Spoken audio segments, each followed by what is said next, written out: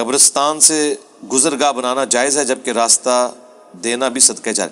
جی گزرگاہ بنا سکتے ہیں بشرطے کہ آپ قبروں کو پھلانگے نہیں، نہ قبروں کے اوپر پاؤں رکھیں، راستوں میں سے پک ڈنڈیوں سے گزریں. کیونکہ صحیح مسلم میں حدیث ہے کوئی شخص قبر پر بیٹھے، یہ اس سے بہتر ہے کہ وہ شخص آگ کے انگاروں پر بیٹھے اور اس کا جسم کھال اور کپڑے جل جائیں، وہ کم عذاب ہے. اس سے بڑا عذاب اس شخص کے لیے جو کسی مسلمان کی قبر کے اوپر پاؤں رکھتا ہے یا بیٹھتا ہے. تو قبرستان سے گزرتے ہوئے خیال رکھیں کہ جہاں راستہ ہو وہاں سے گزریں، قبروں کو پھلانگ کے یا اس کے اوپر پاؤں رکھ کے نہیں گزر سکتے. اکثر سنتے ہیں کہ رزق عورت کے نصیب کا ہوتا ہے اور اولاد مرد کے قسمت کی ہوتی ہے. اور سنتے ہیں کیا کہ وہ قرآن حدیث ہے یار. قسمت وہی ہے جو اللہ نے آپ کے لیے مقدر کی ہے.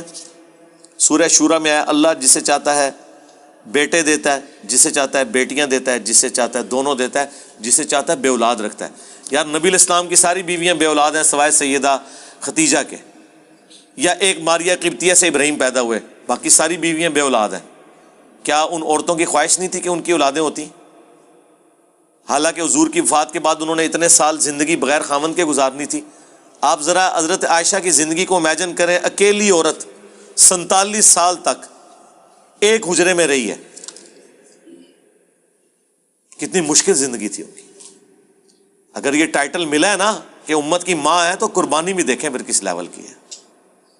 یہ کہنا آسان ہے، ایک جوان عورت بیوہ ہو جائے اور پھر 47 سال تک اس غم میں رہے اور اس حجرے میں کہ جس کے ایڈجسنٹ کمرے میں اس کے خاوند جو پیغمبر بھی ہے اس کی قبر بھی ہو، اس کے باپ کی قبر بھی ہو.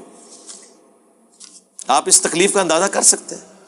تو یہ ایویں نہیں ٹائٹل ملا ہوا النبی اولی بالمؤمنین من انفسہم وازواجہ امہاتہم رضی اللہ عنہم اجمعین وعلیہم السلام اجمعین. کیا عید والے دن گلے ملنا بدعت ہے؟ کوئی بدعت نہیں میرے بھائی، یہ سب کلچرل چیزیں ہیں. اس طرح کی عیدی لینا دینا، شادی کے موقع کے اوپر کسی دولہا کو آپ سلامی دے دیں، یہ ساری کلچرل چیزیں ہیں، ان کا دین کے ساتھ کوئی تعلق نہیں، نہ اس کے اوپر کوئی بدعت کے فتوے لگتے ہیں. کیا کرپٹو کرنسی میں انویسٹمنٹ کرنا جائز ہے؟ شرعی طور پہ کوئی مسئلہ نہیں ہے، یہ بھی ایک کرنسی ہے.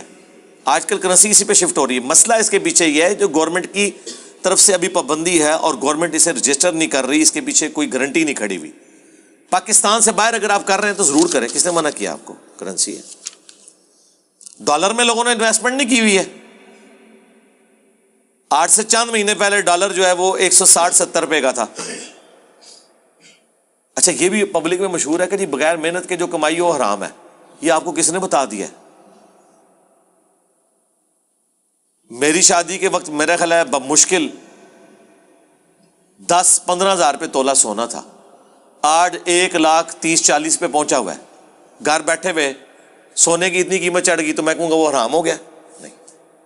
یہ پتہ پلاٹ آپ نے خریدا 10 لاکھ کا، پراپرٹی کی قیمت چڑھ گئی وہ 1 کروڑ کا ہو گیا تو وہ بغیر محنت کے ہی ہوا ہے نا، حرام ہو جائے گا؟ یہ پتہ نہیں کنے ایویں عجیب و غریب بات ہے.